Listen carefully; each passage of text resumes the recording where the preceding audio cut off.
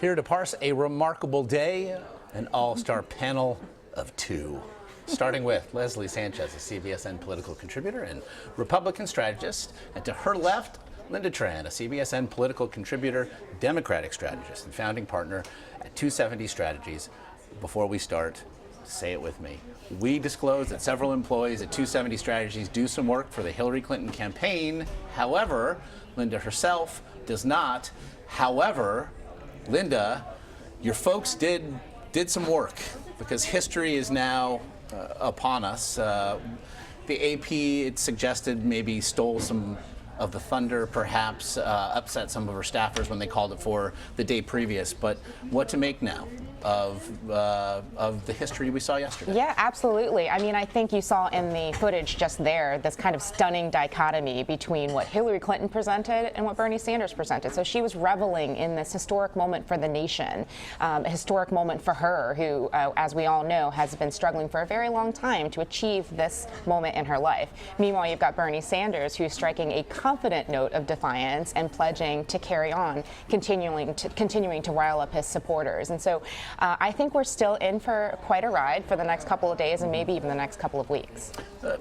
Leslie, again, as she pivoted, she did seem to relish the moment. She did line up Donald Trump again in the crosshairs, but acknowledged Senator Sanders running a good campaign.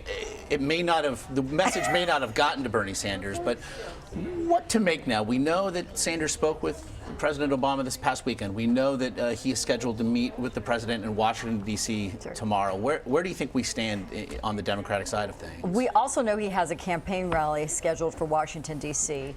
along the same line. So a lot of people, including our own Steve Chigueras, talked a lot about it. It took Hillary Clinton 4 days to finally concede and kind of start bringing the party together. I don't think you will see that with Bernie Sanders. He's he's pumping the brakes, saying not so fast. And there's a lot of reporting about resentment within his campaign. He feels he's not being taken seriously. And the question becomes, what leverage does the president or the Clinton campaign have to negotiate with him? What can they offer him that he can't already do? He's already in charge and leading a movement. He said he wants to take it to a roll call vote on the floor. He wants to be very much involved. So what, on the platform committee, are you going to pay off his debt? I mean, normally there's these carrots you lay out there and you say, okay, let's kind of come to the table and bring people together, but there's not an incentive, and I have yet to hear a reasonable argument about something that he would really want in exchange for starting to unify the party. Nevertheless, she thanked him in that speech last night for his service and the good fight he ran. I want to actually play a bit of it because pivot to the general election she did. Take a listen. I want to congratulate Senator Sanders for the extraordinary campaign he has run. Now, I know it never feels good to put your heart into a cause or a candidate you believe in and to come up short. I know that feeling well. But as we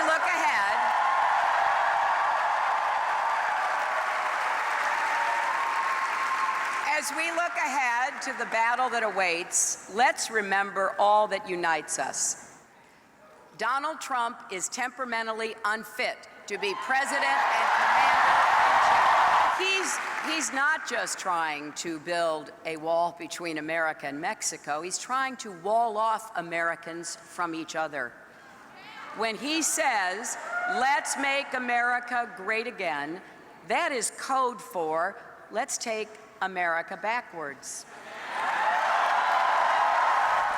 Echoed, Lynda, a lot of what we heard a week ago in San Diego with a speech that seemed to really rack into sharp focus the general election that is now to come. What'd you make of how she spoke of her Republican rival last night? As you said, she knows she's in the general election now, and she also knows that she really needs to be doubling down on defining him and showcasing the contrast between her vision of the country and his vision of the country. And specifically, she's trying to appeal to the better angels in all of us, that we can be a great nation. We are a great nation. We have continued progress we need to make, but we are in a good place to begin with, versus Donald Trump, who has delivered this picture of America that is very dark. He's been and stoking fears. And so, of course, the slogan being "Make America Great Again" presumes that we're not great right now. And so I think that that is very, very important, that contrast. Leslie, meanwhile, Donald Trump, in delivering a speech last night, he delivered it via teleprompter, something he has criticized Hillary Clinton for in days recent. It was, by all accounts, a very muted showing. He spoke of not wanting to let the party down. It was an oblique reference, but the only one, to the controversy that is embroiling him regarding the federal judge and the Trump University class action lawsuit.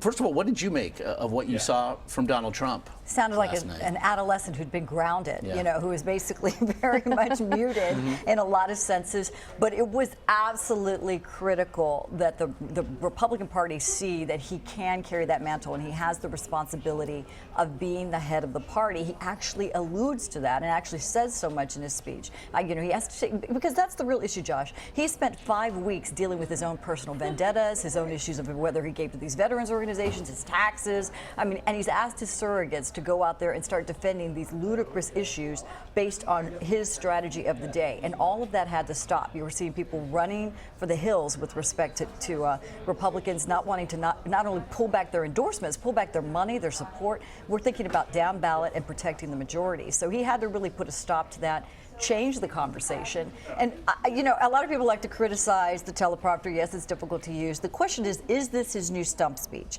Is this something he's going to learn, memorize, and start putting basically anchors around what Make America First stands for?